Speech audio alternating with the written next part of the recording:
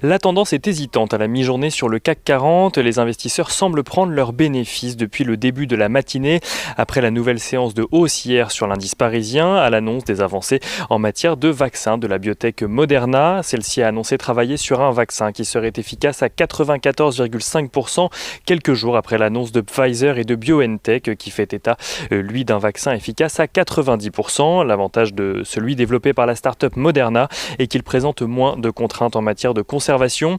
Là où le vaccin de Pfizer nécessite une conservation à moins 70 degrés, celui de Moderna peut être conservé dans un simple réfrigérateur sur une durée de 1 mois et nécessite une température de moins 20 degrés pour être conservé sur une durée de 6 mois.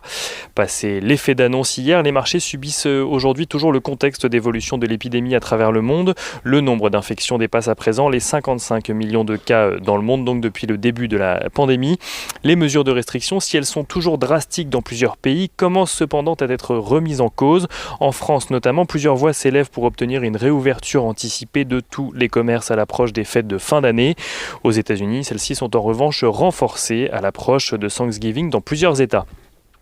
Du côté des valeurs à présent à la Bourse de Paris, les valeurs qui subissent de plein fouet la crise sanitaire ont vu le retour des acheteurs hier se réduire aujourd'hui dans la matinée.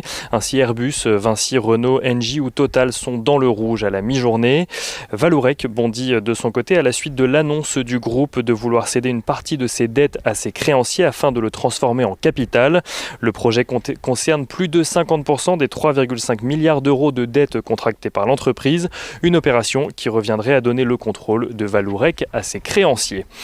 Trigano fait également partie des plus fortes hausses à la mi-journée. Le groupe voit son résultat opérationnel courant baisser de 14,2% à 180,6 millions d'euros sur l'ensemble de son exercice annuel. Le groupe anticipe cependant une nette amélioration de son activité et de ses résultats pour l'exercice suivant.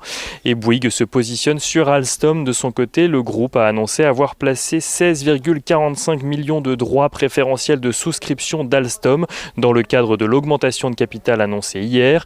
Une opération qui devrait permettre à Bouygues de détenir environ 8% dans la nouvelle configuration contre 9,7% actuellement.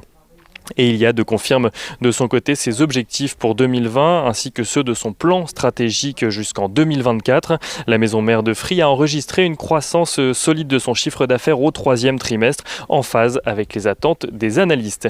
Et on regarde rapidement ce qui se passe du côté des matières premières. Le pétrole recule ce matin mais s'apprécie toujours au-dessus des 43,5 $. L'once d'or à la mi-journée est aux alentours des 1880 $, tandis que sur le marché d'échange, l'euro-dollar s'apprécie, lui, au-dessus des 1,1850 $ pour 1 euro.